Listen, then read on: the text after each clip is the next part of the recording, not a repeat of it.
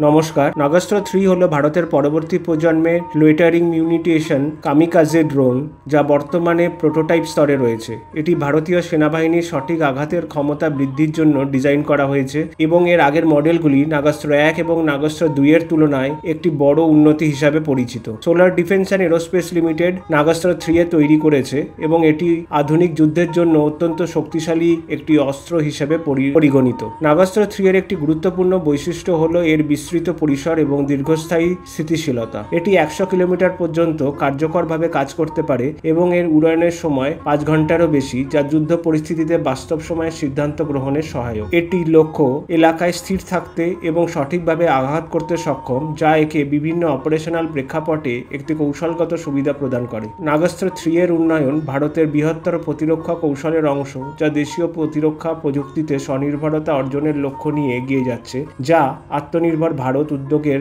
অন্তর্গত। এই সিস্টেমটি 2020 সালে ডিফেন্স অ্যাকুইজিশন প্রসিডিওর বা ডিএপির মেক 1 বিভাগের আওতায় তৈরি হয়েছে, যা দেশীয় উৎপাদন সক্ষমতার উপর গুরুত্ব আরোপ করে। নাগাস্ত্র 3 এর মতো লোইটারিং মিউনিশনগুলো আধুনিক যুদ্ধে এক নতুন বিপ্লব ঘটাতে সক্ষম। সঠিক আঘাত এবং কৌশলগত অপারেশনের ক্ষেত্রে অপ্রতিরোধ্য নমনীয়তা প্রদান করে। বিশ্বব্যাপী প্রসঙ্গে নাগাস্ত্র 3 এর উন্নয়ন সময়োপযোগী, বিশেষ করে রাশিয়া ইউক্রেনের যুদ্ধের মতো সংঘাতগুলিতে এমন প্রযুক্তির বাড়তি ব্যবহার লক্ষ্য করা যাচ্ছে। এই উন্নয়নের মাধ্যমে ভারত নিজেকে আমেরিকা এবং ইসরায়েলের মতো প্রতিষ্ঠিত বিশ্ব শক্তির সঙ্গে তুলনা করতে চায়। কেবলমাত্র এর সামরিক সুবিধাই নয়, নাগাস্ত্র 3 ভারতের প্রতিরক্ষা প্রযুক্তি খাতে বাড়ন্ত শক্তি এবং উদ্ভাবনের প্রতীক হিসাবে কাজ করছে, যা দেশটির প্রতিরক্ষা স্বনির্ভরতা এবং প্রযুক্তিগত অগ্রগতির পথে একটি গুরুত্বপূর্ণ পদক্ষেপ।